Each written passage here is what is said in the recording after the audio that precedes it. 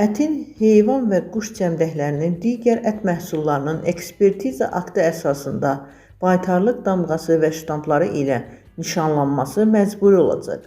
32 gün az xəbər verir ki, bu barədə baytarlıq normalarına cavab verən məhsulların sahibinə həmin məhsulların satışına icazə verən ekspertiza aktının təqdim edilməsi və ya məhsulun üzərində nişan qoyulması qaydalarında dəyişiklik edilməsi haqqında Baş nazir Əli Əsədovun imzaladığı qərarda qeyd edilib.